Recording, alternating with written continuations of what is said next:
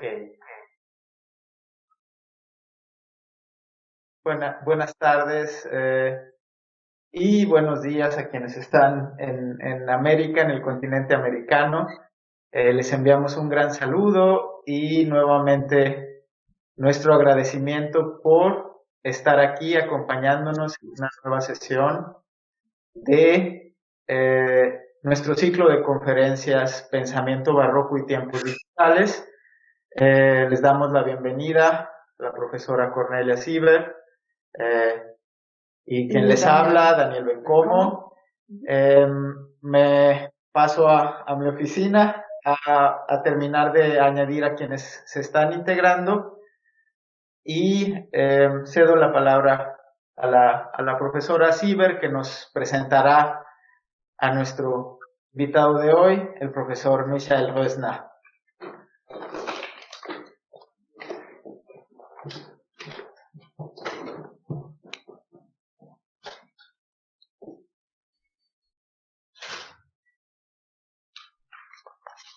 Sí, muy bienvenidos a todos los integrantes de este ciclo de conferencias. Me alegro mucho de darles la bienvenida y de presentarles el conferencista de hoy del ciclo Pensamiento Barroco y Tiempos Digitales, que es el profesor Michael Rösner, que ya vemos en la pantalla y que tenemos la gran alegría, ¿no?, de dar la bienvenida hoy.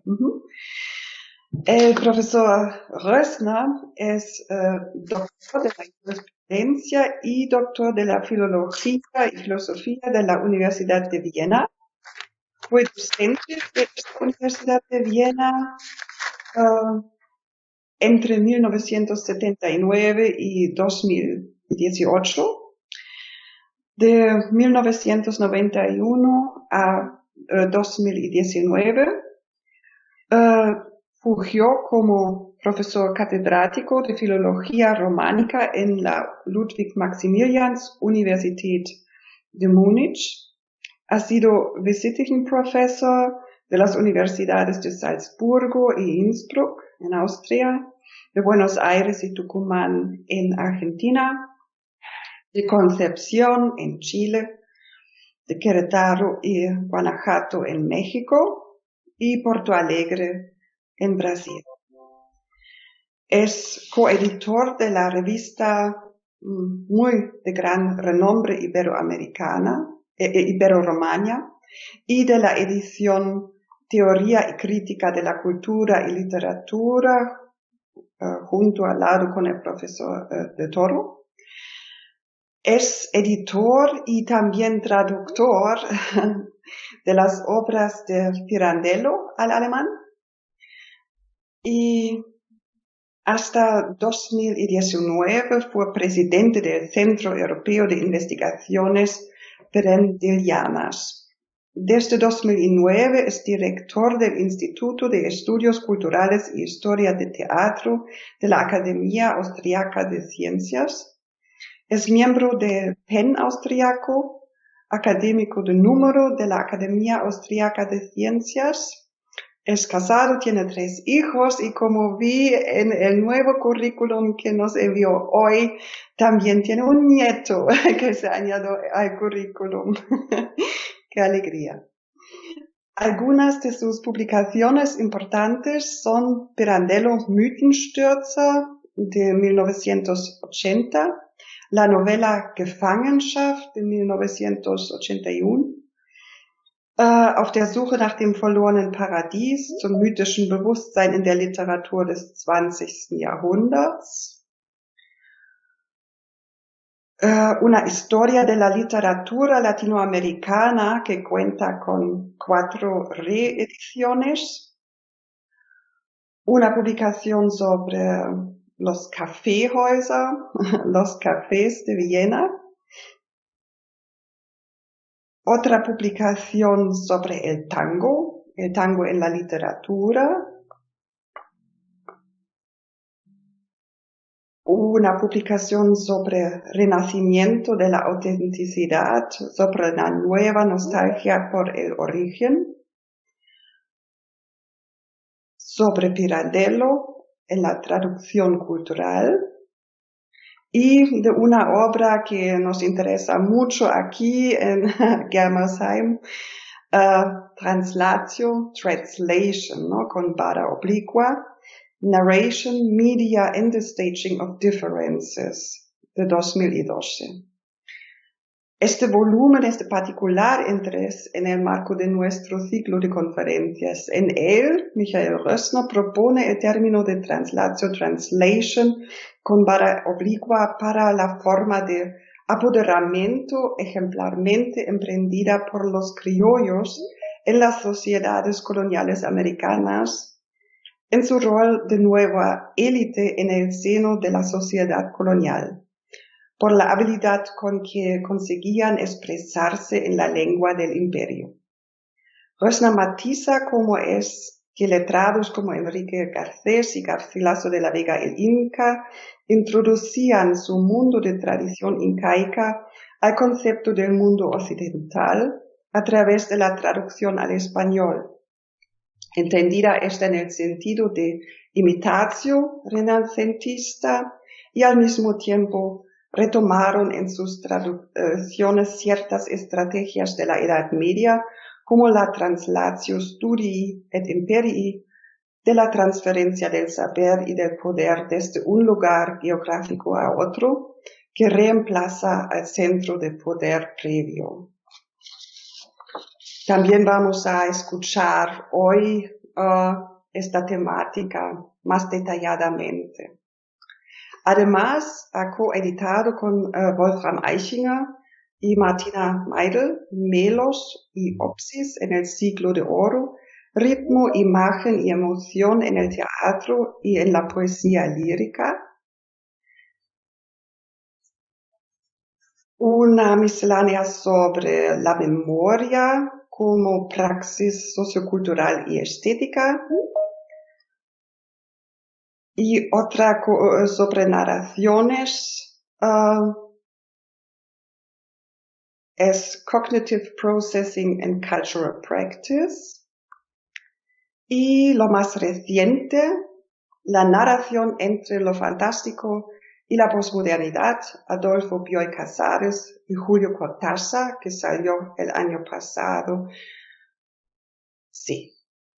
Y ahora nos alegramos muchísimo de que nos va a plantear su contribución, a brindarnos su conferencia sobre la temática, orden mundial y entre mundos, mutaciones de elipse y círculo en el mundo barroco y neobarroco. Sí, muy bienvenido y muchas gracias, profesor Rössner. Todavía está desligado su micro. ¿Ahora?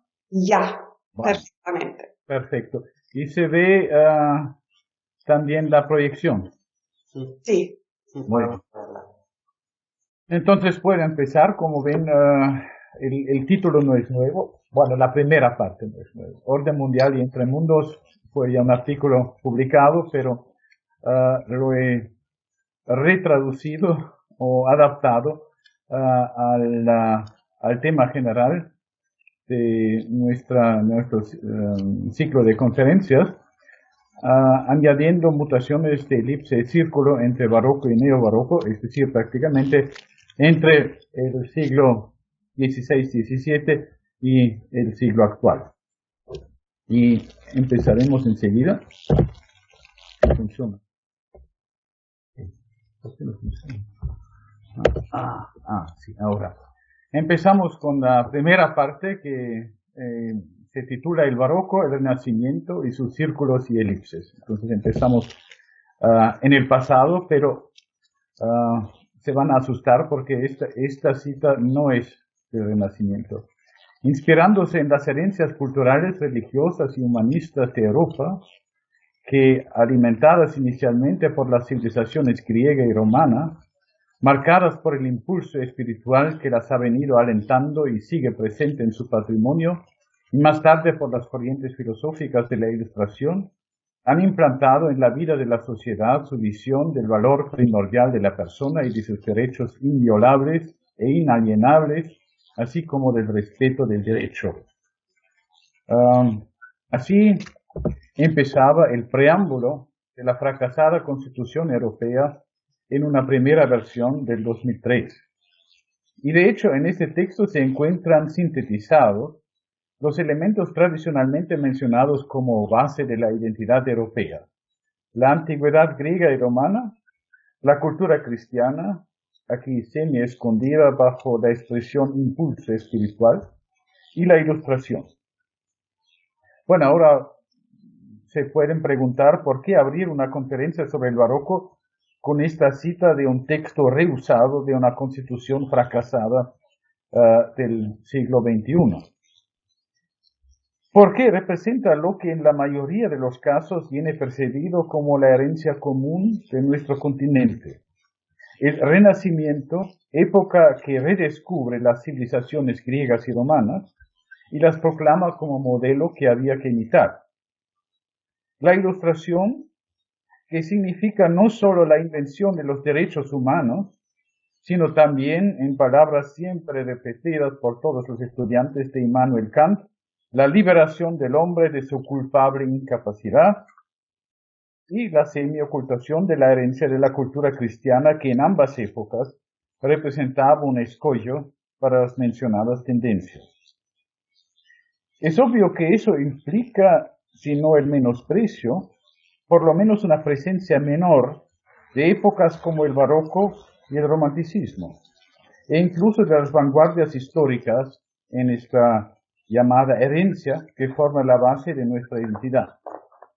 Eso queda todavía más claro con una frase que ha quedado en la última versión del preámbulo de la Constitución fracasada. La primera fue eliminada.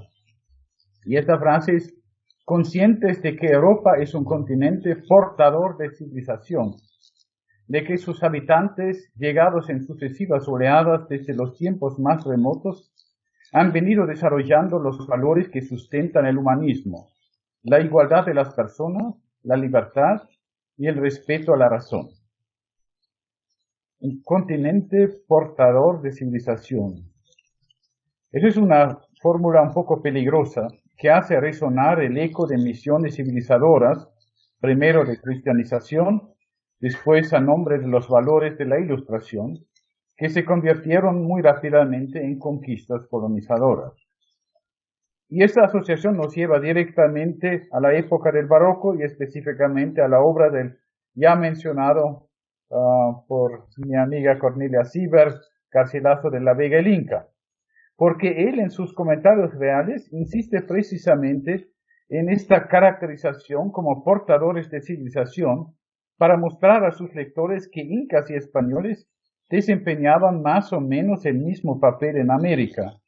Cuando describe el papel de los incas en el tercer libro de la primera parte de sus comentarios reales, como sigue: viviendo o muriendo aquellas gentes de la manera que hemos visto, permitió Dios nuestro Señor que de ellos mismos saliese un lucero del alba, que en aquellas escurísimas tinieblas les diese alguna noticia de la ley natural, de la urbanidad y respetos que los hombres debían tenerse unos a otros, y que los descendientes de aquel, procediendo de bien en mejor, y ahora viene directamente lo de portar la civilización, cultivasen aquellas fieras y las convirtiesen en hombres, haciéndoles capaces de razón y de cualquiera buena doctrina, para que cuando ese mismo Dios Sol de justicia tuviese por bien de enviar la luz de sus divinos rayos a aquellos idólatras, los hallase no tan salvajes, sino más dóciles para recibir la fe católica y la enseñanza y doctrina de nuestra Santa Madre Iglesia Romana,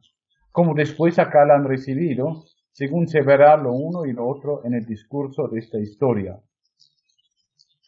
Que por experiencia muy clara se ha notado cuánto más prontos y ágiles estaban para recibir el Evangelio los indios que los reyes incas sujetaron, gobernaron y enseñaron, que no las demás naciones comarcanas, donde aún no había llegado la enseñanza de los incas, muchas de las cuales están hoy tan bárbaras y brutas como antes estaban, con haber 71 años que los españoles entraron en el Perú. es decir, los españoles no eran tan eficaces como los incas. Aquí se encuentran estrechamente unidos los conceptos fe católica y razón, algo que desde nuestra perspectiva actual, que se basa en los principios de la ilustración, nos puede parecer paradójico, aunque hay que tener presente que esta perspectiva actual es debida a una preponderancia del centro Francia y su recepción en la Alemania protestante, ya que en la ilustración española, como sabemos, el papel de eclesiásticos como el padre Feijó fue extremadamente importante. De manera que para los países de la Europa meridional y también para América Latina, podríamos hablar de una ilustración católica, que fue terminada por las guerras napoleónicas, pero que ha dado frutos nuevos híbridos en la literatura de las naciones latinoamericanas después de la independencia, como por ejemplo en el Periquillo Sarmiento de Fernández Lizardi. Pero volvemos a quien conoce mis artículos sobre Garcilaso el Inca, sabe que he tratado de explicar tal presentación que hemos apenas vista, tal presentación de los incas en su papel de precursores de la colonización española como una translación de la relación existente entre San Juan Bautista y Cristo, es decir, de una figura originaria de un contexto meramente religioso. Sin embargo, vuelvo a la cita, si puedo. No puedo. Sí. Sin embargo, a base del tenor literal de la cita, podríamos leerla también como una antelación de la ideología del colonialismo, basada en el valor supuestamente universal de razón y civilización europeas, lo que trataremos en la segunda parte de la conferencia. En los artículos citados he mostrado cómo la fórmula usada por el Inca, que habla del Cusco como otra Roma en este imperio, en el sistema teocéntrico político de España de los siglos XVI y XVII, llevó a sustituir la figura del círculo con el centro Roma o el imperio romano español y la periferia América por una elipse con los dos focos Roma-Europa y Cusco-América, una figura que, según Severo Sarduy, como vemos en esta cita, es típica del barroco en oposición al círculo del Renacimiento.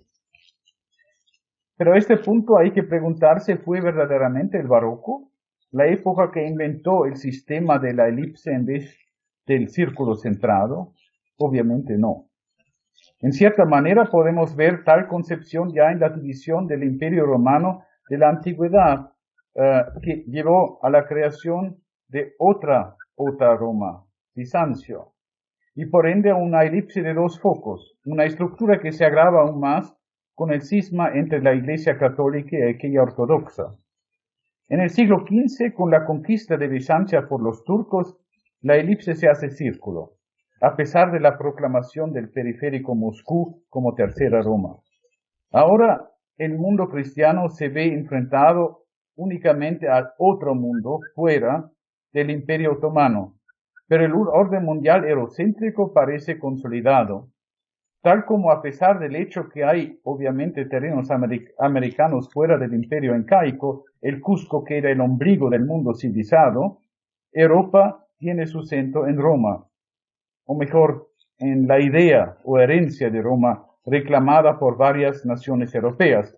El Sacro Imperio Romano se denomina desde el siglo XV también Nazione Germaniche.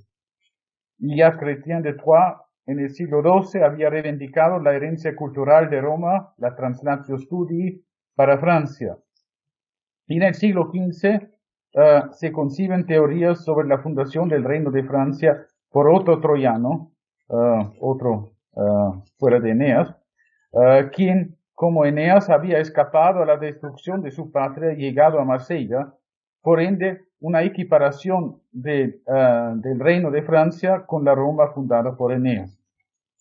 Y finalmente, bajo Carlos V, primero de España, florecen las teorías sobre una monarquía universalis, fruto de la Translatio Imperii, Por ejemplo, en un soneto de Hernando de Acuña, compuesto alrededor de 1540, ya se acerca, Señor, o ya es llegada la edad gloriosa en que promete el cielo una grey y un pastor solo en el suelo, por suerte a vuestros tiempos reservada. Y tan alto principio en tal jornada os muestra el fin de nuestro santo celo y anuncia al mundo, para más consuelo, un monarca, un imperio y una espada. Así parece perfeccionarse esta translatio imperii del Imperio Romano al Imperio de España, como lo anuncia un siglo más tarde Tommaso Campanella, que dice que la monarquía universal, esa es la teoría de la translatio, venía de Oriente a Occidente, de la mano de los asirios, persas, medos, griegos y romanos, estos últimos divididos en 3 cabezas del águila imperial. La elipse, un momento. Llegó por último a los españoles, a quienes tras larga servidumbre y guerra el hado les concedió todo. Su monarquía es más digna de admiración que la de los antiguos, aunque es de su misma naturaleza. Podríamos decir entonces que en el siglo XVI se había apenas logrado volver a un círculo y dejar la elipse del cisma atrás. Podríamos, pero si esto vale a nivel político-religioso, no es tan claro si miramos las artes y sobre todo la literatura. De hecho, la literatura de Indias desde el primer momento introduce una tensión entre el viejo y el nuevo contexto que parece anticipar la elipse barroca ya en el Renacimiento. Tomamos un ejemplo. En Europa, la poesía del siglo XVI sigue unánime el ejemplo de Francesco Petrarca y del petrarquismo. Poesía de amor caracterizada por imágenes canonizadas, la nieve de la piel, el oro del cabello de la mujer, etc. El barroco llevará consigo una subversión de tales modelos, no parodística, como en el caso del antipetrarquismo, sino basada en la ampliación de la concepción del mundo por un siglo de viajes a continentes lejanos. Hay un ejemplo muy conocido para eso, un poema del poeta barroco por excelencia, Giambattista Marino. Lo he puesto in italiano e spero che lo vanno a entender más o menos. Nera sì ma sei bella, o di natura fra le belle d'amor leggiadro mostro. Fosca è l'alba potè, perde s'oscura presso le veno tuo lavoria e lostro. Or quando, or dove il mondo antico il nostro, vide sì viva mai, sentì sì pura, o luce uscir di tenebroso inchiostro, o di spento carbon nascere arzura. Servo di chi me serva, ecco che a volto porto di bruno laccio il core intorno, che per candida man non sia mai sciolto. L'ave più ardi, o sol, sol per tuo scorno un sole è nato, un sol che nel bel volto porta la notte e dà negli occhi il giorno. Espero que han entendido algo. Se trata de un poema de amor dirigido a una probablemente esclava africana, en el cual se sustituye el blanco por el negro, el oro del cabello por el color pardo, y al sol se opone un sol, o mujer, que se presenta como el opuesto de la belleza ideal del petrarquismo. Podríamos leerlo como la traducción de las normas petrarquistas en un mundo que ya no es el de Petrarca, es decir, limitado a Europa, sino el mundo del siglo XVII, en el cual los portugueses han llegado a la India y las Indias hacen parte del Imperio Español. Este poema se encuentra en el Cancionero de Marino, publicado en 1614, bajo el título La Lira, y es considerado como un ejemplo canónico de la estética barroca, estética caprichosa. En la literatura de Indias, la traducción cultural del petrarquismo tiene una larga tradición. Desde los primeros petrarquistas mexicanos y peruanos, pasando por la primera traducción integral del Cancionero de Petrarca, mencionado por Cornelia Siever, obra de un portugués peruano, Enrique Garcés. Y sin embargo, la tensión aparece por primera vez cuando Alonso de Arcilla describe mujeres indígenas con rasgos europeizantes y en historias caballerescas en la segunda parte de Sauroacana, publicada en 1578, es decir, más de un cuarto de siglo antes de lo que escribe Marino. En este poema histórico ya de por sí una tensión entre dos opuestos, el personaje del jefe del ejército español, García Hurtado de Mendoza, es pintado con rasgos muy negativos. Cuando este Hurtado de Mendoza más tarde es nombrado virrey de la Nueva Castilla, su poeta de corte, Pedro de Oña, es encargado de escribir un segundo poema sobre Arauco para rehabilitar a su dueño. Oña lo hace según los modelos europeos, aunque cambiando un pequeño detalle. Si el esquema de rimas de la octava real de Ariosto a Camões y Arcilla siempre fue A, B, A, B, A, B, C, C, en el Arauco domado de Oña es A, B, B, A, A, B, C, C. Pequeña variante que señala el alejamiento, el distanciamiento del centro europeo.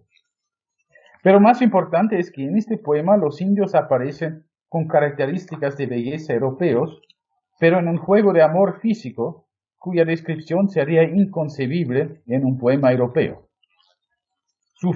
Estamos hablando de la mujer del cacique Caupolicán de los Araucos. Su frente, cuello y manos son de nieve. Su tierno y albo pie por la verdura al blanco cisne vence en la blancura. Los pechos antes bellos que velludos, ya que se les prohíbe el penetrarse, procuran lo que pueden estrecharse con reciprocación de ciegos nudos. El agua salta arriba, vuelta en plata, y abajo la menuda arena bulle. La tórtola envidiosa que los mira, más triste por su pájaro suspira. Estando en esto el uno y otro amante, linfáticos haciendo ya del agua a costa de amor chisposa fragua, que a tanto suele ser amor bastante. En estos versos se percibe la tensión fuerte entre el centro de Europa con su petrarquismo que lleva al autor a la descripción absurda de una india con la piel tan blanca que al cisne vence en blancura. Pero al mismo tiempo es contrastado en su elemento central. El amor petrarquista es un amor nunca cumplido, siempre lleno de sufrimiento y de renuncia, al que aquí se opone el juego erótico en la naturaleza libre. Y esto, otra vez, estamos 20 años antes de la composición de Marino sobre el sol negro de su amante africano.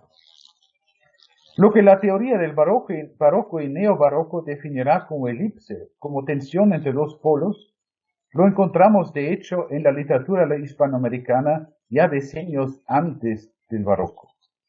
Eso se debe al hecho que, aunque no fuera el barroco la época que inventó el sistema de la elipse en vez del centro a nivel de órdenes mundiales, la elipse del barroco, anticipada en las Indias, introdujo una novedad. Porque las elipses anteriores, las dos Romas del viejo mundo, Roma y Bizancio, tenían un origen común. Y Bizancio se ve como segunda Roma, también en una secuencia temporal, ya que la primera Roma era decaída, destruida por los bárbaros, ya que la Iglesia del Occidente había abandonado las tradiciones comunes, como demuestra el largo litigio sobre el filioque. Bizancio se considera como sustitución, como sucesor jurídico. En ese sentido, la elipse era más bien una superposición de dos centros del mismo círculo que competían entre ellos. El Cusco, por el contrario, era origen y centro de un otro mundo. Aquí tenemos la famosa cita del Inca. Entonces era el centro de un círculo independiente y hasta ahora desconectado. Pero ya no era posible concebir dos mundos separados, como lo vemos aquí, dos círculos separados, porque, como confiesa el mismo Inca, no hay dos mundos, hay uno solo, algo que estamos experimentando en esta época de pandemia más que nunca. Y así los dos círculos tienen que entrar en contacto, tienen que formar una figura nueva y su integración en el mundo existente, del círculo americano, crea una elipse verdadera, la unión de dos órdenes mundiales en esta forma, que en la perspectiva de Garcilaso el Inca tienen casi igual derecho y ancianidad, y de eso necesariamente debería resultar una elipse con dos focos de igual importancia. Sin embargo, la elipse es una figura excéntrica, y entre los dos focos existe una tensión para la cual el Inca busca una solución armonizadora, que en la tradición cristiana se puede encontrar con la figura de San Juan Bautista, como ya he mencionado al inicio. O también, más generalmente, y para eso sirven las otras dos citas, con la función de las escrituras, es decir, de los libros del Antiguo Testamento que deben anunciar lo que van a realizar los evangelios. En los evangelios muchos acontecimientos se deben a la necesidad de que se cumplan las escrituras, como dice Mateo, por ejemplo, o como dice Juan, para que la escritura se cumpliese. Es decir, hay como un anuncio todavía no claro que solo por la realización en la segunda parte, en el Nuevo Testamento, puede ser entendida. Y de esa manera, digamos, en cierta manera, el Inca Garcilaso resuelve esta tensión entre dos centros de igual valor, de igual ancianidad, sí, pero el segundo, en cierta manera, es el cumplimiento del primero, del incaico. Con esta argumentación, basada en la teología, el Inca consigue momentáneamente la armonización, la conversión de la elipse en círculo. Pero como sabemos, tales armonizaciones no duran, como ven. No se puede hacer nada, el ciclo vuelve elipse, si no lo estamos tratando con la fuerza. Y bueno, y pasamos a la segunda parte de mi conferencia, la circularidad de los siglos XVIII y XIX, la razón universal y el colonialismo. Ya hemos mencionado al inicio con la cita de la fracasada Constitución Europea, la misión civilizadora de los colonizadores de los siglos XVIII y XIX. Y para esta misión, cuyo centro del círculo ya no se encuentra en Roma, sino en Londres y en París, resulta mucho más difícil encontrar una solución armonizadora parecida por su concepción teleológica y universalizante del desarrollo de la humanidad. Hay tendencias, sobre todo en la Ilustración francesa, con Diderot y Rousseau, por ejemplo, a buscar el origen de la razón en la naturaleza incorrupta del buen salvaje extraeuropeo. Pero justamente esta razón natural se opone a la civilización, y sería obviamente absurdo tratar de definir a los incas que cultivan aquellas fieras y las convierten en hombre, haciéndolos capaces de razón como buenos salvajes. Además, a más tardar, con la Revolución Francesa y el positivismo del siglo XIX, el concepto de razón natural extraeuropea parece obsoleto. A pesar del despotismo del emperador de los franceses, las conquistas napoleónicas se hacen en nombre de la libertad y los derechos del ciudadano.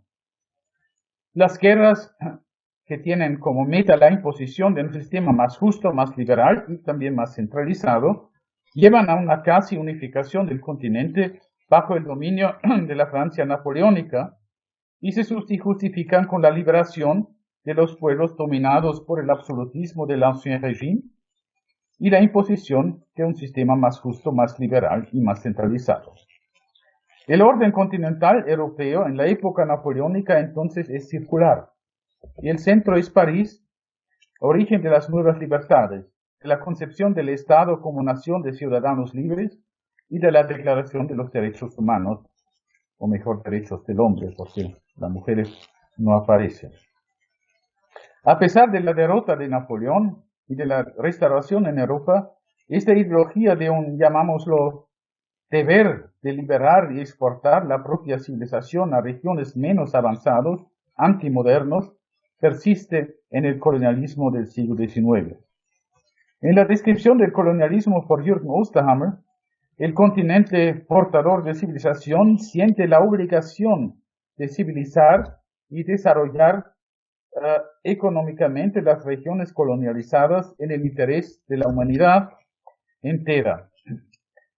Tengo aquí una cita en alemán de Osterhammer, que habla también, en inglés se habla también de the white man's burden, que prácticamente los europeos blancos tenían la obligación de salvar a los pobres periféricos y civilizarlas, ya no para salvar sus almas, como lo hicieron los españoles con la misión cristiana, sino para hacerles vivir una vida mejor según el modelo europeo. Incluso en las regiones ya descolonializadas, como las jóvenes naciones latinoamericanas, la colonización intelectual y económica persiste, solo que Londres y París han sustituido al viejo centro Madrid y Roma. La generación del 1837 en Argentina es el mejor ejemplo de esta orientación, tal como lo pone Juan Bautista Alberdi en su libro Peregrinación de la Luz del Día o Viajes y Aventuras de Verdad en el Nuevo Mundo, de 1874. En América, todo lo que no es europeo es bárbaro. No hay más división que esta. Uno, el indígena, es decir, el salvaje. Segundo, el europeo, es decir, nosotros, los que hemos nacido en América y hablamos español. De hecho, como he mostrado en un artículo reciente publicado en Routledge en 2019, en un volumen editado por la Universidad, por la Hebrew University, el concepto de no identidad europea transnacional que finalmente estuvo a la base de la Constitución que hemos citado, este concepto se debe a la ideología europeizadora de los intelectuales latinoamericanos del siglo XIX, porque antes Europa o era el mundo o eran varios países, varios reinos, varias naciones, pero no se consideraba como no se consideraba como un conjunto de una identidad común. El orden mundial circular con este centro europeo, compuesto de la modernidad técnica y económica británica y la intelectualidad francesa, entra ligeramente en crisis con la guerra del 1898, el famoso desastre, en la que España pierde sus últimas colonias y los Estados Unidos se sustituyen a ella en el papel de nuevos dominadores. Con el corolario del presidente Theodore Roosevelt de la doctrina Monroe, 1904, empezó en la periferia latinoamericana el dominio semicolonial por el poder estadounidense, como si se tratara de separar nuevamente los dos mundos, el antiguo y el nuevo, creando dos círculos separados en torno a los centros Estados Unidos y Europa. Para los latinoamericanos, esta nueva situación dio lugar, bajo influencia francesa, a una definición ligeramente diferente. Para José Enrique Rodó y los arielistas, no se trata de América contra o separada de Europa, sino de la oposición entre raza latina, intelectual, liberal, artística, pero en decadencia, y sajona germánica, materialista, brutal y fuerte. Sin embargo, no hay que dejarse engañar por detalles de matizaciones políticas o estéticas. En el fondo, el orden mundial, basado en la centralidad de las ideas europeas de progreso, humanidad, civilización y razón, sigue válido. Y a nivel mundial, el círculo queda intacto. Con el realismo y naturalismo que traducen los conceptos positivistas en la literatura, las visiones excéntricas, los elipses, son marginadas.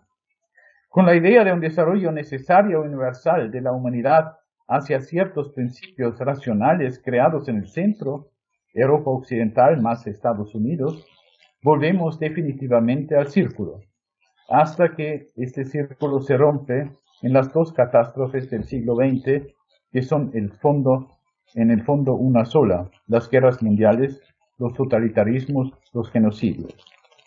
Con eso llegamos al tercer los representantes más importantes del neobarroco, proclama como características de ese neobarroco, se encuentran en la obra de muchos autores que no hacen parte de los movimientos mencionados de vanguardia.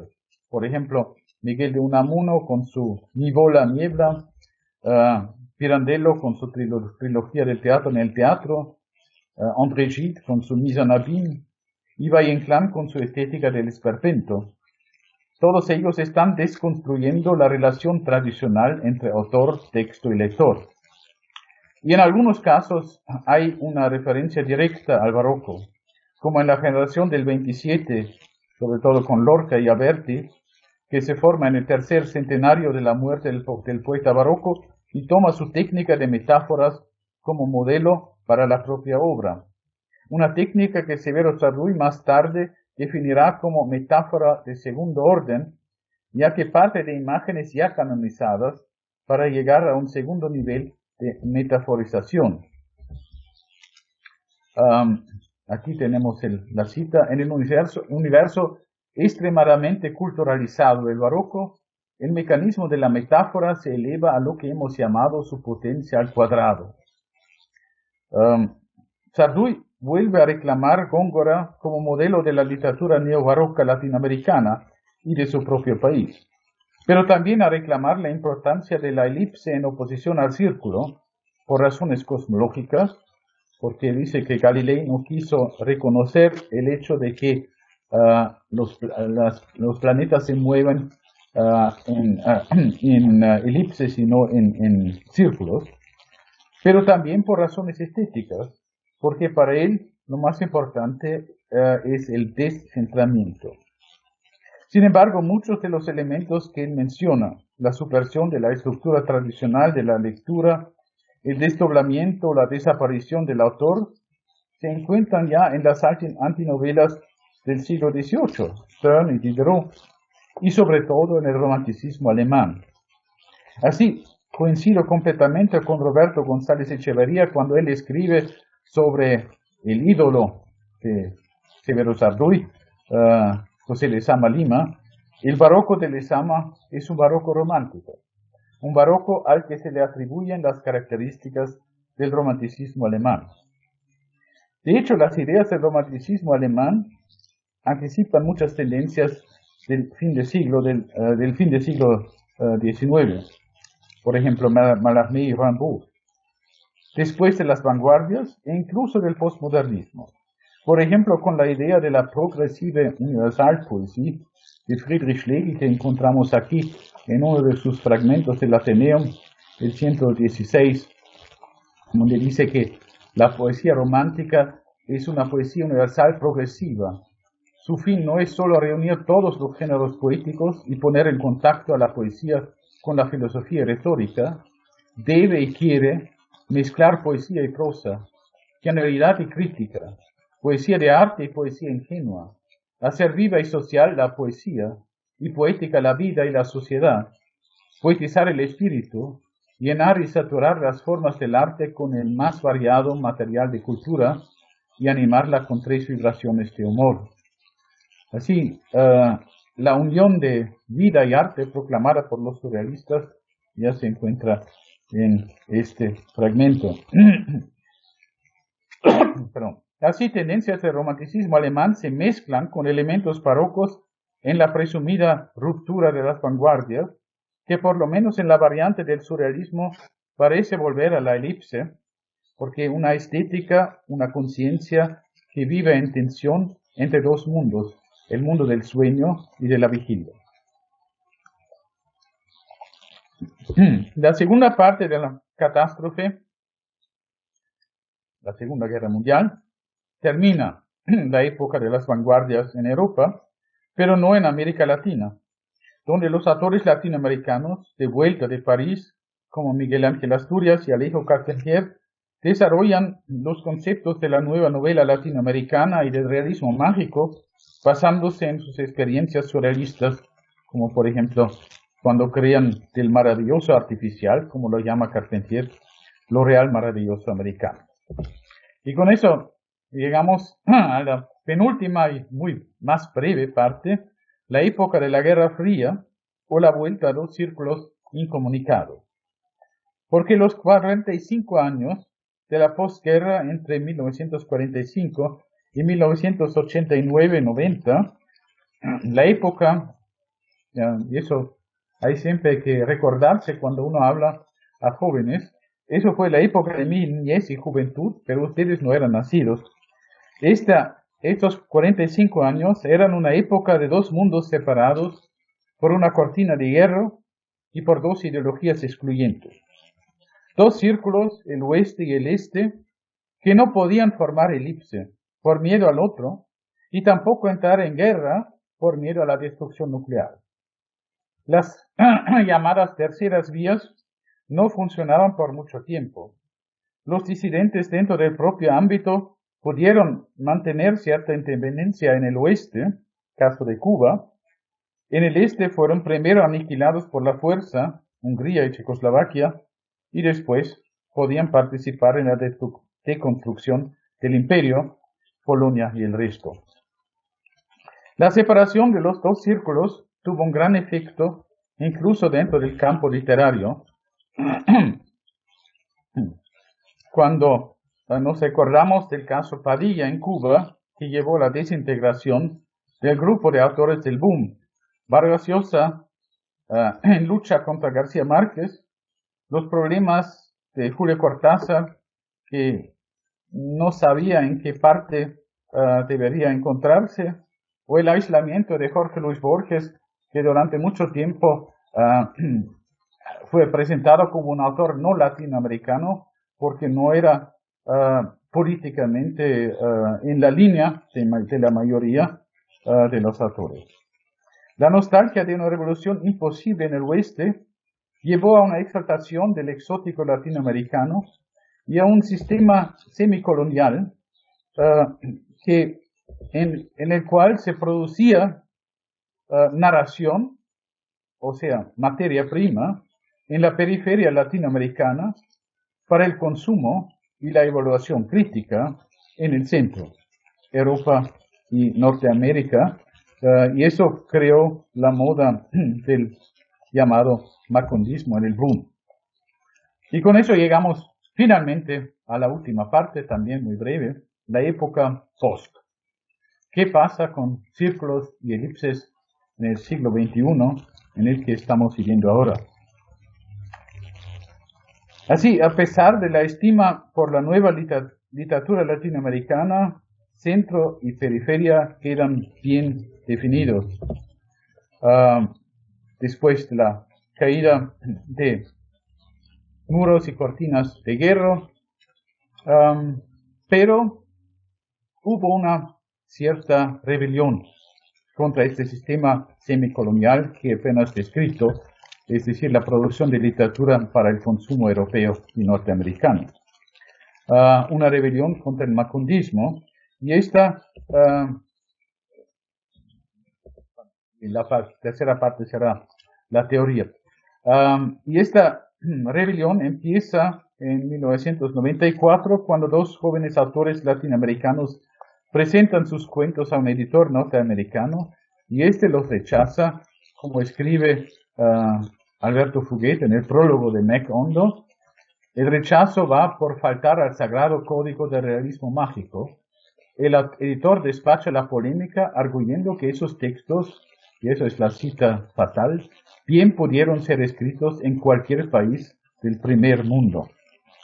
En esta breve frase se condensa toda la perspectiva problemática de la mirada colonial en épocas postcoloniales. Es siempre una mirada de importación. No vamos a importar lo que podemos producir nosotros mismos en el centro. Los latinoamericanos entonces deben limitarse a seguir la estética establecida del realismo mágico y hablar también del encanto exótico de la guerrilla. Sin embargo, en torno al quinto centenario de 1992, la situación ya había cambiado. La entonces joven generación de autores se rebeló contra las recetas del realismo mágico que llamaron macondismo. La nueva novela histórica o novela histórica transversal, como lo llama René Ceballos, desconstruyó el concepto de historia única, invirtiendo los papeles del descubrimiento y de la conquista, pero también del primer siglo de la independencia en novelas como Los perros del paraíso de Abel Pose o Noticias del imperio de Fernando del Paso, creando una especie de real maravilloso europeo opuesto al mundo americano sobrio y racional. Y todavía más antes, en 1966 había otro hombre, un actor cubano, Reinaldo Arenas, que había anticipado, si no la inversión, por lo menos la oposición a esta mirada europea en su novela histórica El mundo alucinante, que empieza con algunas frases que obviamente son más neobarrocas que todo lo que escribe Severo Sarduy. ¿Venimos del Corojal? No venimos del Corojal. Yo y las dos Josefas venimos del Corojal. Vengo solo del Corojal y ya casi se está haciendo de noche. Aquí se hace de noche antes que amanezca. En todo Monterrey pasa así. Se levanta uno y cuando viene a ver ya está oscureciendo. Por eso es mejor no levantarse. Eso obviamente se opone a cualquier práctica de narración objetiva desde el principio. Y cuando el personaje principal, el protagonista de la novela, el fraile Servando, Teresa de Mier, o tal vez el mismo Arenas, cuando el fraile llega a Pamplona, él se pone, o tal vez es el mismo Arenas que se pone eso, una serie de preguntas que demuestra precisamente la voluntad de liberarse de los prejuicios y etiquetas del realismo mágico, real maravilloso americano, etc., o sea, del boom.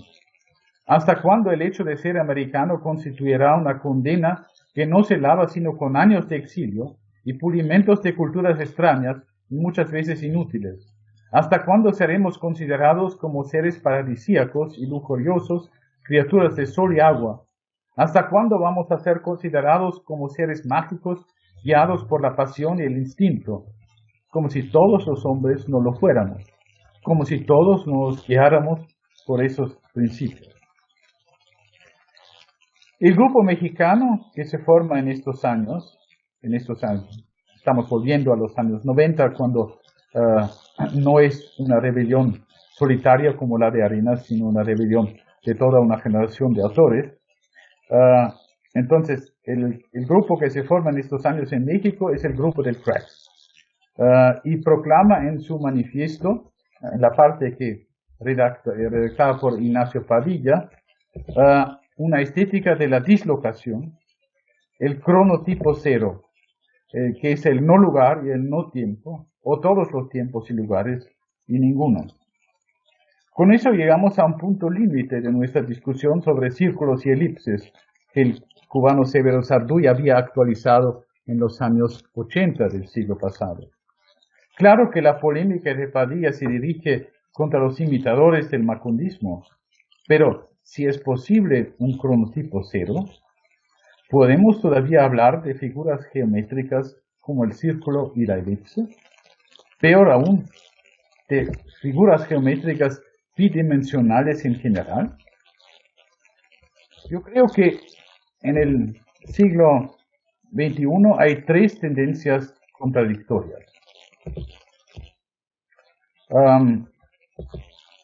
Con eso termino mi conferencia. La primera sería el superamiento de figuras bidimensionales en un mundo globalizado donde el rizoma se sustituye a la secuencia de causa y efecto. Y el rizoma, como sabemos, es algo tridimensional por lo menos. No hay origen ni centro, ni tampoco foco, ni dos, ni más, ni uno. Hay solo un tejido de significantes en esa forma de rizoma. Segunda posibilidad sería la vuelta de la elipse, en el sentido de la discusión de la teoría postcolonial, sobre todo en la versión de Homi Bhabha.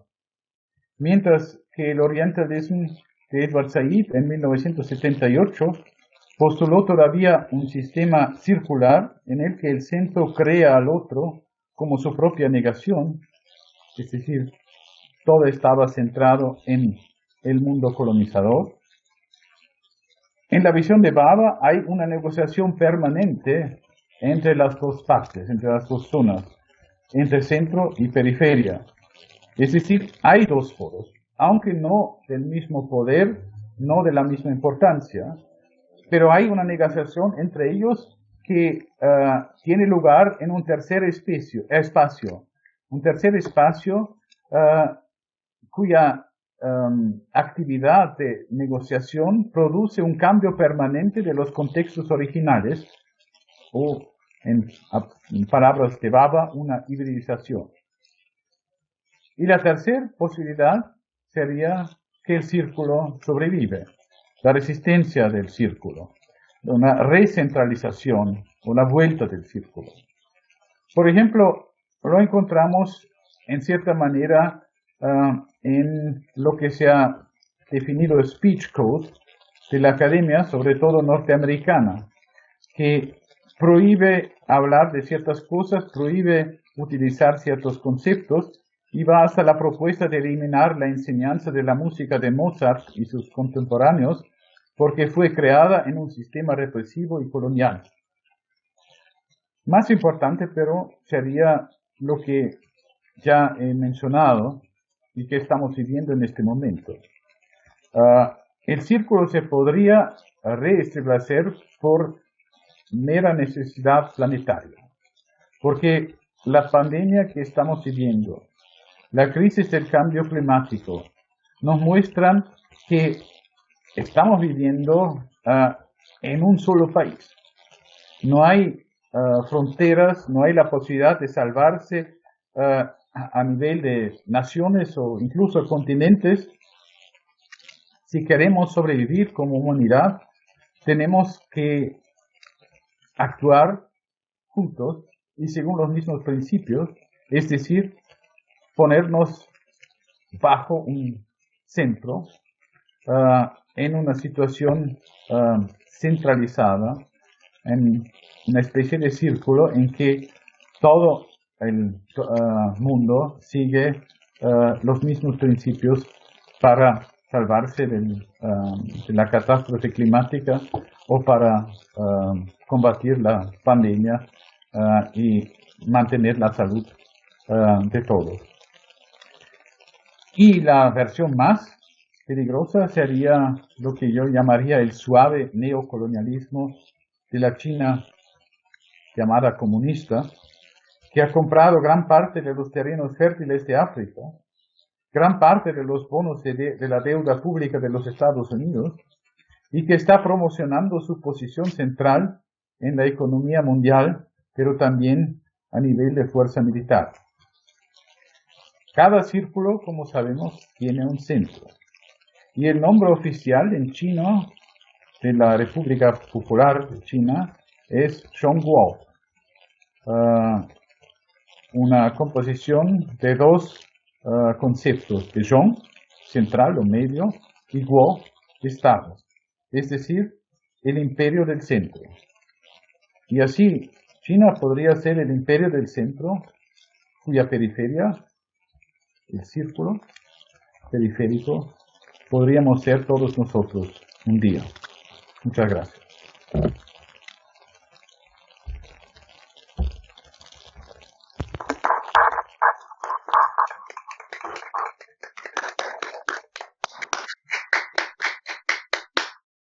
Pues muchísimas gracias, profesor Rösner, por este panorama que nos daba tan amplio, tan detallado, tan informado del pensamiento occidental desde sus casi inicios, incluyendo a partir del siglo XVI a Latinoamérica también. En este sentido de narrarlo como juego entre círculos y elipsis y ahora con una apertura posible hacia los rizomas o hacia nuevo centro en el oriente. Y me pregunto, es una pregunta, pero también es una observación, ¿no? Que nos ha narrado esta historia amplia, en este sentido también, ¿no? Del círculo, de la revenida del círculo, y no de la sucesión cronológica en el sentido de desarrollo y perfeccionamiento, ¿no? Y me pregunto si eso también es un poco ya una posición suya, una crítica, ¿no? A la ilustración como única base, ¿no? Por ejemplo, de lo que percibimos como nuestros valores en Europa. Bueno, no sé si puedo responder enseguida. Eso, no sé si es una posición, es más bien una inseguridad que se basa en una experiencia que tuve en 1994, cuando en Viena tuvo lugar la conferencia de Naciones Unidas sobre los derechos humanos. Y porque eso era para mí una cosa necesaria. Yo tomé 2 semanas de vacaciones y he trabajado en esta conferencia redactando la síntesis de las intervenciones de los políticos para la prensa. Y obviamente tuve mucha ocasión de hablar con los delegados, pero también con organizaciones no gubernamentales. Había un montón de organizaciones no gubernamentales. Había los políticos en una sala y las organizaciones normalmente en las otras. Y lo que siempre me decían la gente del llamado tercer mundo, sobre todo de África y de Asia, era, los derechos humanos, también los derechos de mujer, de niños, eso es fruto de la historia europea. ¿Con qué derecho quieren imponernos a nosotros estos frutos de la historia europea y obligarnos a seguir los mismos principios? Eso, digamos, me ha creado un momento de, como llamaría, de inseguridad, porque uno, crece con las ideas de que hay algunos valores fundamentales humanos que no importa si somos religiosos o menos, o si somos si venimos de un país europeo o de un país extraeuropeo, que deberían valer para todos. Pero era la primera vez que se me decía, pero eso es tal vez es una actitud colonial. Si usted me dice que yo tengo que seguir sus valores, es una actitud colonial. Y ahí vuelvo al término que he utilizado de la Constitución Europea, ¿no? Portadores de civilización. Tal vez es la última parte de lo que obviamente era el peor colonialismo. Nosotros portamos la civilización, educamos a los periféricos, hacemos aprender a los pobres africanos que sus antepasados eran los celtas y esas cosas. Pero ¿hasta qué punto es lícito decir, no, hay algo universal humano que, aunque lo hayamos desarrollado nosotros, debe valer para todos? Eso ya no es colonial. Eso es el punto en que yo personalmente no sé decidir, no sé decir porque ese es siempre el problema. Yo soy, como se suele decir ahora en Political Correctness, yo soy un viejo blanco varón. Así que todo lo que digo es, es peligroso. Pero digamos, eso solo para explicar mi posición, que no es una posición, sino es una duda abierta y es una pregunta. Yo pongo esa pregunta a todos nosotros y creo que no hay una respuesta, sino por eso yo suelo, digamos, defender muchas veces la posición de Homi Bhabha. Hay la posibilidad de negociar, pero no hay la posibilidad de dar una respuesta. Sí, sí. Tal vez es esta discrepancia, ¿no? Entre el discurso de los valores humanísticos y de la práctica, ¿no? Del colonialismo y del neocolonialismo, que también se encuentra en la literatura del barroco, ¿no? El discurso brillante y los hechos narrados que son menos brillantes, ¿no? Que son muchas veces bastante pobres, ¿no?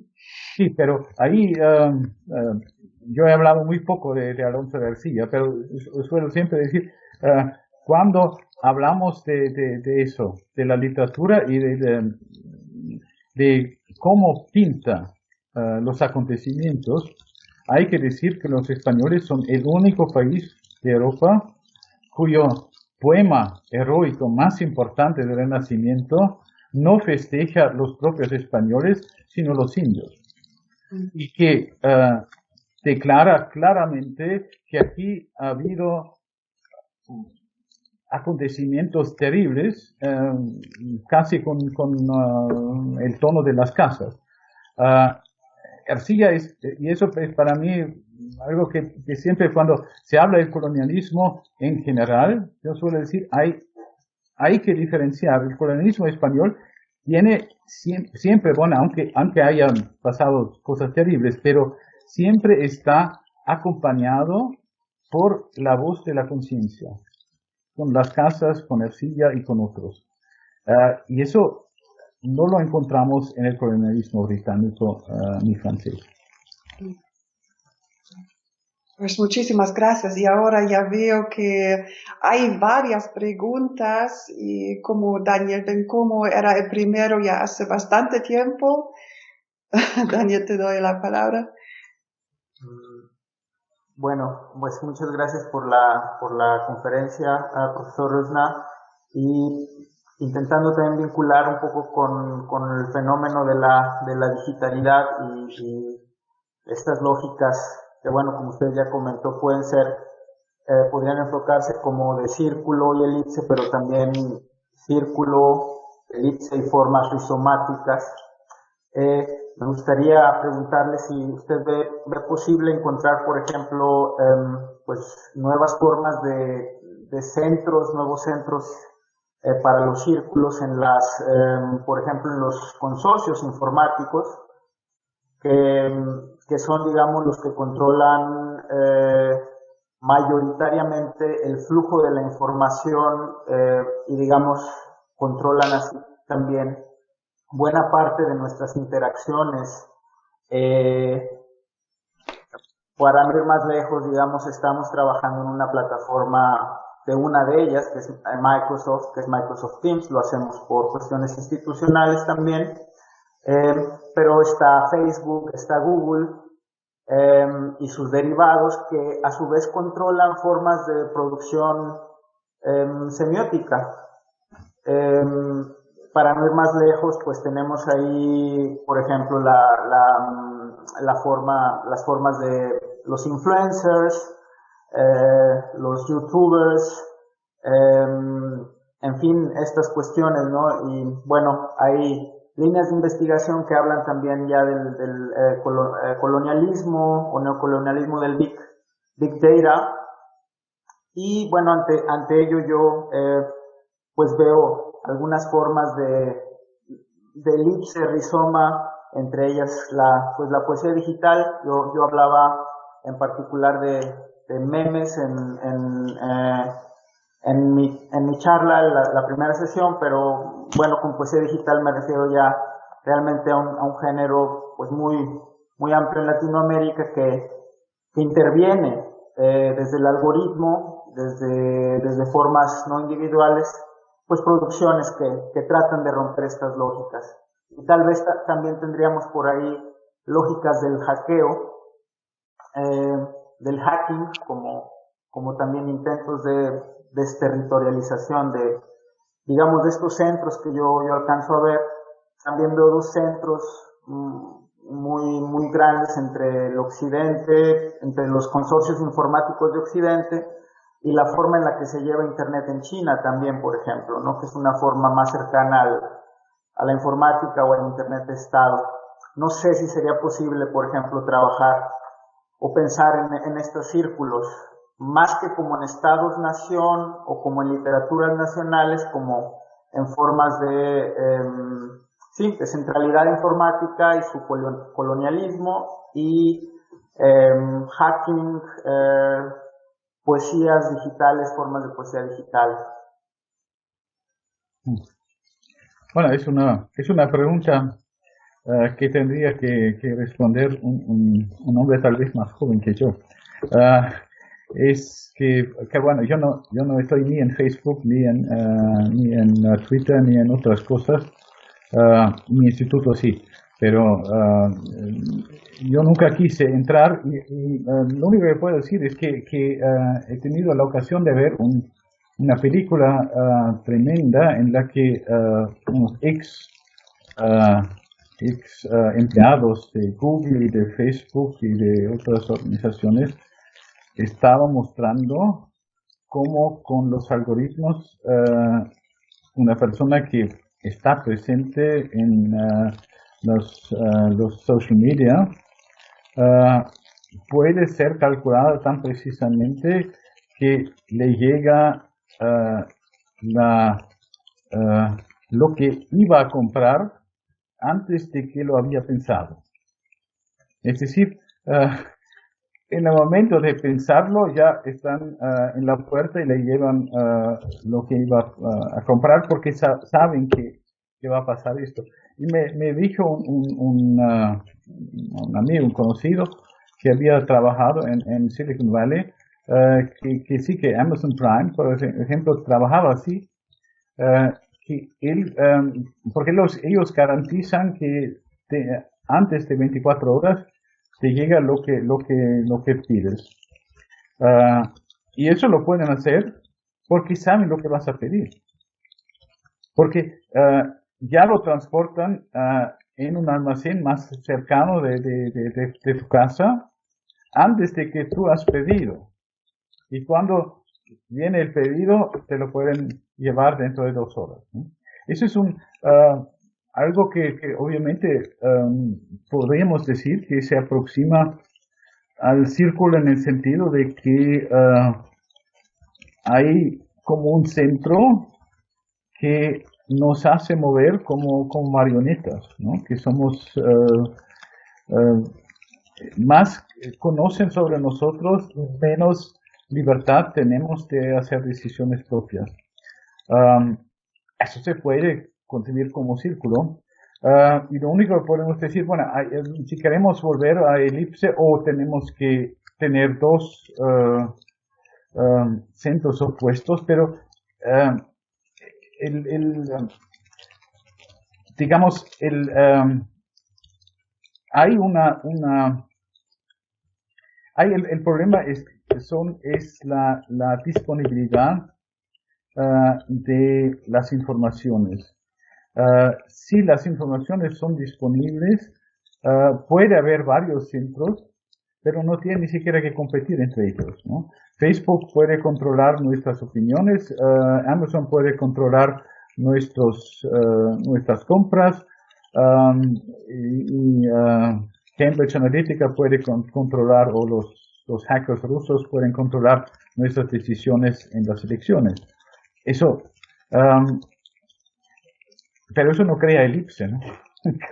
crea solo un grupo de círculos céntricos que tienen muchas depresiones y, bueno, me hace miedo. Eso es todo. Sí, qué distopia. Gracias por su respuesta. Alfonso de Toro tiene una pregunta o un comentario también. Primero que nada, querido Mijael, muchas gracias por esta estupenda conferencia, como siempre tan erudita, no solamente lingüísticamente, sino que con el contenido y estos realmente Bögen, ¿no? ¿Cómo se dice? Puentes que tomas, que pasas de un momento cultural fundamental hasta el problema de la pandemia y otros más. Ahora, quisiera hacer un par de comentarios que me parecían y compartir algunas ideas contigo.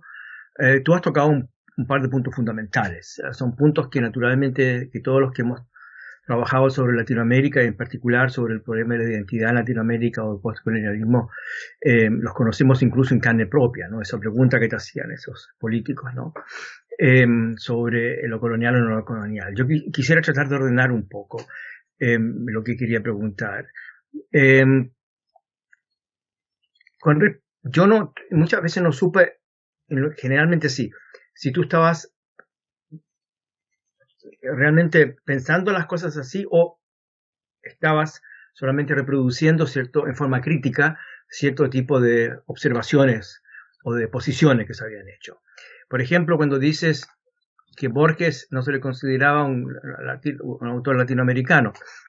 Ahora, esa ha sido una tesis muy errónea que yo la combatí bastante, bueno, la contesté bastante de Sarlo, que en su libro sobre Borges dice que a Borges solamente, exclusivamente, se le puede, de una forma muy dogmática, se le puede entender partiendo de la cultura de la Guerra de la Plata, lo cual es una cosa absolutamente dogmática por el hecho de que Borges ya desde muy pequeño tenía una cultura universal que se la transmitió su padre. Bueno, y los escritos de Borges mismos es la forma de pensar de Borges. Así que eso, y claro, como decía Sarlo, a los europeos le han robado a Borges su identidad, pero si no se le toma en cuenta a Borges, entonces que los europeos son hegemónicos. O sea, nunca se puede, ¿entiendes? Nunca se puede estar bien con Latinoamérica porque o los tomamos en cuenta, y si no los tomamos en cuenta también somos un continente realmente, digamos, muy pretencioso y muy, digamos, hegemónico.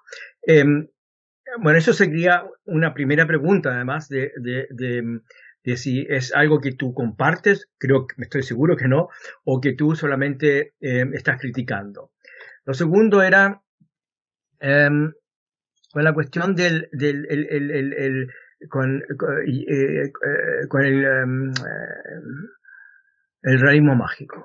Nunca se me va a olvidar cuando Gustav Silbermann, para los que no saben quién era Gustav Silbermann, realmente tuvo el valor de introducir y poner una base en Alemania a la literatura latinoamericana. Eso creo que se debe decir también con Pohlmann, ¿no?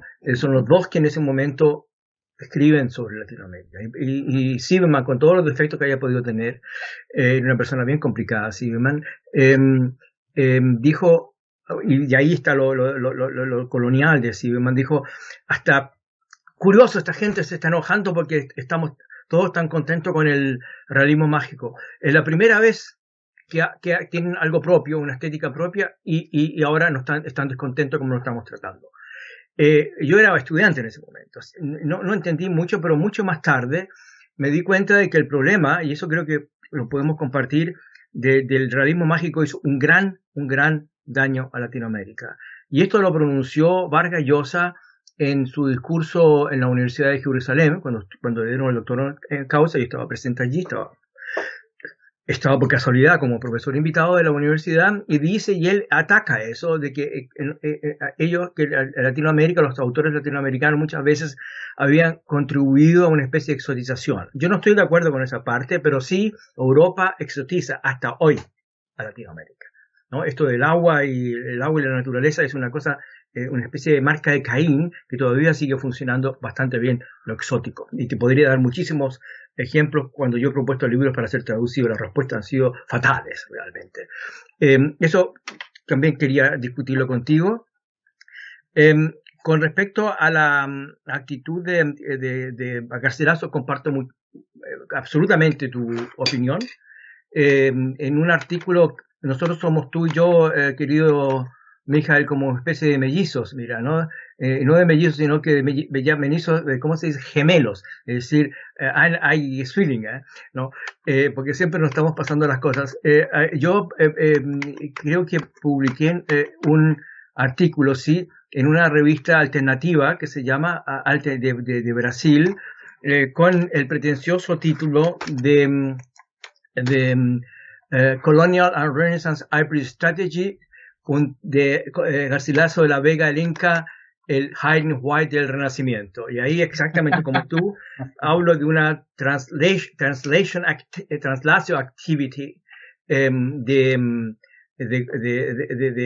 Garcilaso, como él, por una parte, se refiere a la cultura oral, y esa cultura oral, y de haber sido, no testigo, pero haber tenido testigos que le contaban la historia para tener una legitimidad, y como por otra parte se abastece de la erudición europea de escribir crónicas, pero él tiene una doble legitimación. Una vez el conocimiento, la erudición, dice yo sé, muy bien, pero tengo otra cosa que ustedes no tienen, que yo esto lo he vivido y lo he recibido a través de mi madre, que era una princesa inca al parecer, y se llegaban a la casa y me contaban esta historia. Así que eso me parece realmente estupendo, y él hace una cosa maravillosa. Yo tuve una discusión, ¿dónde fue? En Bielefeld, con expertos de esto, antropólogos, etcétera, etnólogos, donde decían que todo esto que había escrito Garcilaso eran puras mentiras, y ellos habían comprobado que eso no existía de esa forma. Yo le dije, mire, está bien, yo no soy un experto, puede que sea así, lo acepto, pero a mí no me interesa eso, sino que me interesa qué es lo que estaba haciendo, qué estaba pensando, a dónde iba este hombre, ¿no? Sabemos que cuando él llega a España como un hombre, un dandy de una familia rica, etcétera, creía que lo iban a aceptar como español, pero le tratan de indio. Entonces ahí se pone el Inca, Garcilaso del Inca, y comprende que tiene otra tradición, y que lo que hace, le hace un monumento a su cultura. Es la primera independencia, es el primer postcolonialista, porque él no empieza a reclamar con nosotros, no pelea con nosotros, sino que él dice, esta es nuestra cultura, y hace realmente un monumento de su cultura. Eso lo comparto mucho contigo, y me ha gustado mucho que lo hayas visto así, de esa forma también, ya hace bastante tiempo. Con respecto déjame un minuto, con respecto al problema de esto intervengo y pido perdón porque estamos ya en un momento bastante avanzados con el tiempo. Dame una frase. Una frase, claro. El problema que tú has dicho, que has tratado, que es muy, muy importante y muy complejo, es si los europeos nos quieren dar sus valores. Ahora, yo, por cuestiones de tiempo, digo una frase. El problema que ha tenido Latinoamérica es que nunca ha asumido lo que dice Paz, tener dos identidades o muchas identidades y haber sido un continente colonizado. Eso lo dice en el laberinto de la soledad. Gritemos nuestro hibridismo, y que en Latinoamérica jamás hubo un debate sobre el postcolonialismo. Como lo hicieron los de Nueva Zelanda y Australia, etcétera. No lo hicieron jamás, y por eso tienen el problema de que siempre creen que son los que le están imponiendo cosas. Perdona, pero tendría miles de otras cosas que decir de esta magnífica conferencia. Claro, entendemos perfectamente. Profesor Rössner, ¿quiere responder ya o quiere que les pongamos las otras preguntas y que responda en un discurso un poco más ampliado? Como usted prefiere, ¿no? Bueno, yo quería solo, porque como siempre cuando Alfonso y yo hablamos, no son preguntas, es un juego, diría, en que nos estamos provocando a decir cosas importantes. Pero la verdadera pregunta que me pusiste era si era mi opinión que Borges no era autor latinoamericano o sí. Y esa quiero responder enseguida, porque obviamente lo que yo quise mostrar es que en la época de la Guerra Fría y por la posición que tenía Latinoamérica como una especie de, digamos, paraíso de sueño revolucionario para las izquierdas europeas, había una exclusión completa de un autor como Borges por ser un autor conservador. Y eso, había autores latinoamericanos que participaron en eso, sabemos todos que eso fue la razón por la cual no le dieron nunca el premio Nobel, pero para los europeos era verdaderamente así, y si no, entonces era erróneo. Y yo incluso ayer he escuchado un señor en la radio que decía, el autor argentino Jorge Luis Borges, que es el que inventó el realismo mágico. Yo me decía, ¿cómo es posible en el año 2021? Entonces, para no excluirlo había que hacer una macondista. Eso es todo. Pues muchas gracias. Y ahora me alegro muchísimo de que hay una intervención, una pregunta o un comentario de uno de los participantes, estudiantes de este círculo, del señor Cyprianka. Muy bien. Muchas gracias porque se atreve, señor Cyprianka. Buenas tardes, ¿me oyen? Sí. Sí, perfectamente. Bueno, muchas gracias por la conferencia, profesor Resner. Me ha llamado la atención un detalle. De hecho, fue el poema Arauco Domado de Pedro de Oña. Y me gustaría preguntarle si al final de Oña consiguió romper con esas normas europeas de aquel tiempo. Usando este otro ritmo que me ha explicado antes, y si por esta, digamos, esta protesta silenciosa consiguió romper con las normas que un poema puede tener tanto impacto, tanto efecto, qué tan grande es el poder de un poema. La población lo notó o no, eso me gustaría saber. Bueno, puedo ser muy breve para eso. Pedro de Oña era poeta de corte, pero de una corte virreinal. Y trabajaba prácticamente pedido. El poema fue un pedido, un orden del virrey García Hurtado de Mendoza, que porque la araucana de Ercilla era tan popular, tan conocida, y Ercilla era un personaje tan importante en la corte de Madrid, que él quiso llevar una obra que demostraba que el papel de Hurtado, de su papel como jefe militar, no fuera tan negativo como lo mostraba Ercilla. Y de hecho, ahí aparece, pero solo en 2 o 3 cantos, Hurtado de Mendoza como un personaje que trata de proteger a los indios, que trata de establecer una estructura de trabajo humana, etcétera. Pero la mayor parte son narraciones que tienen yo diría, el modelo en el Renacimiento, en la literatura bucólica y otras cosas, pero con esta diferencia que aquí tenemos mucho más erotismo y que Oña se permite esta licencia de cambiar la estructura de la rima. Obviamente, para mí es casi, yo diría, como un juego. Un juego que no se nota tal vez enseguida, solo se nota cuando uno está muy atento al ritmo y dice, pero hay algo que no coincide, y lo hace para, según mi parecer, para mostrar a los europeos que nosotros podemos imitar, pero incluso cuando imitamos, traducimos y lo adaptamos a un contexto diferente. Y eso creo se ve muy bien con esta tensión enorme entre la India tan blanca y su erotismo en un esquema de rimas casi igual, pero no del todo, ¿no? Eso es toda la tensión que es necesaria para mostrar eso. Si ahora me preguntan si tuvo mucho impacto, yo diría que no, porque obviamente tenía impacto en Lima y en Nueva Castilla por el momento, y se conservó porque era una obra del poeta de corte de un virrey, pero los virreyes cambian.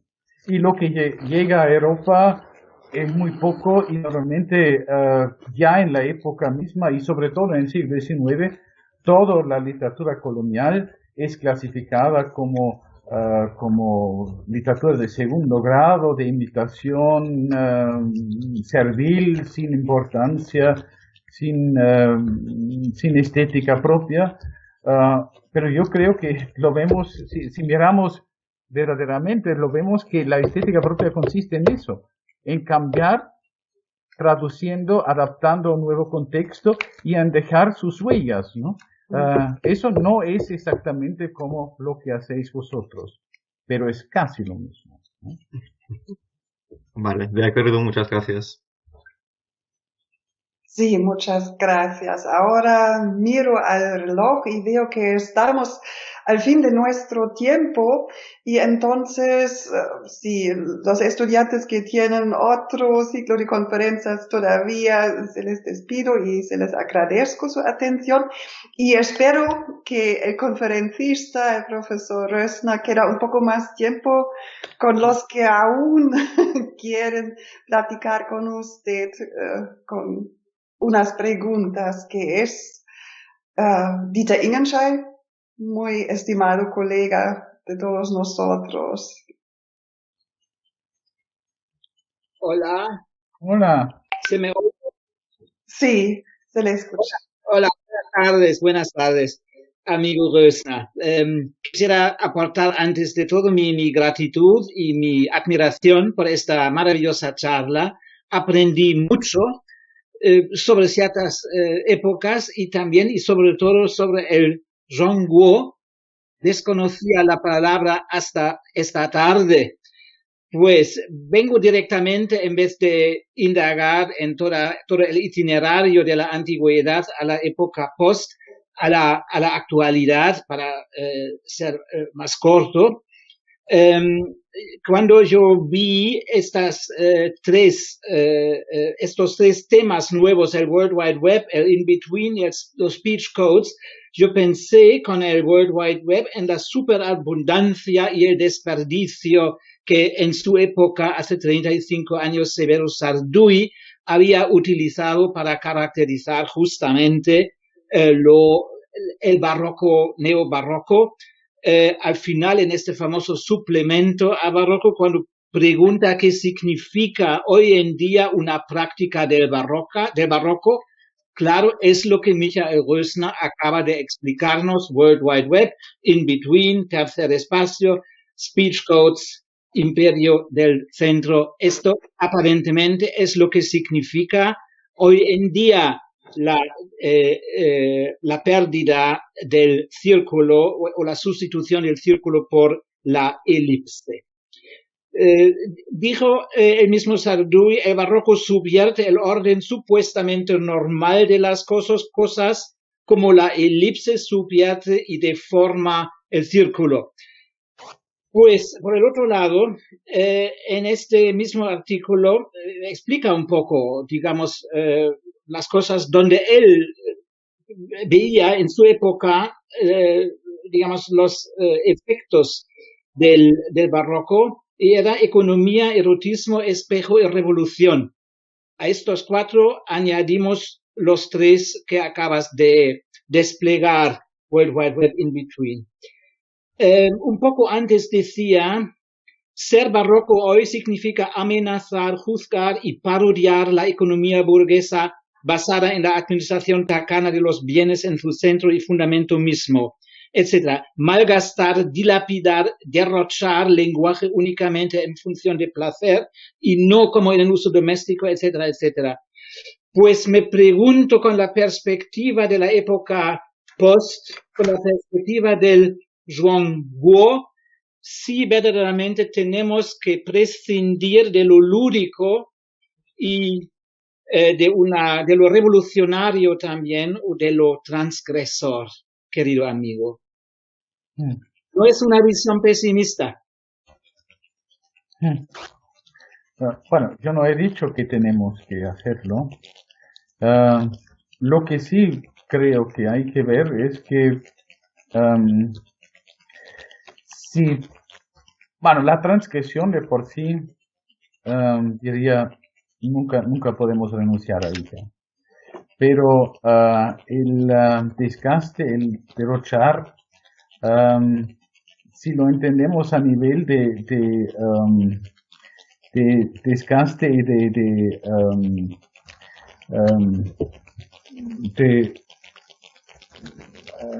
digamos, ataque al equilibrio natural que nos permite sobrevivir en este planeta, a eso creo que nuestra generación, que ha vivido todavía muy bien, cuando tiene hijos y nietos, como yo tengo desde un año, tiene que pensar si no es tiempo de digamos, ponerse límites. Y yo creo que para salvar el planeta para nuestros nietos y bisnietos habrá que cambiar mucho en la forma de vivir. Lo que no quiere decir que tenemos que renunciar a cualquier transgresión, solo algunas transgresiones. Pero a ellos sí, creo. Gracias. Sí, muchas gracias. Y ahora es otro estudiante que le va a plantear una pregunta, es el señor Martin Filippo Wachter. Sí, hola, buenas tardes a todos. Hola, muchas gracias, profesor Rosner, por esta conferencia con un punto de vista, en los finales un poco, diría, pesimista, porque como nos ha contado usted y como siempre se han, ¿cómo decir?, intercambiado las elipses y entre elipses y circularidades y la imposibilidad de comunicar entre, por ejemplo, dos mundos circulares como en la Guerra Fría. Ahora mi pregunta es, que hoy día no llegaremos más o no podemos nunca más, decimos, volver a una elipse porque no hay más tensión, en fin, con este Zhuangguo, este nuevo mundo. ¿Cree usted de verdad que será este el nuevo orden y que no habrá más esta tensión, que se pierde todo este concepto neobarroco, ¿no?, de esta elipses y circularidad? Puedo decirlo con una palabra, no. Lo que quise poner son tres escenarios posibles que existen contemporáneamente y como siempre yo diría, nosotros podemos hablar mucho de la historia, pero nunca podemos saber el porvenir. Lo que podemos hacer es como yo quise hacerlo, mostrar que creo que hay tres vías en esta situación. Y eso no son excluyentes.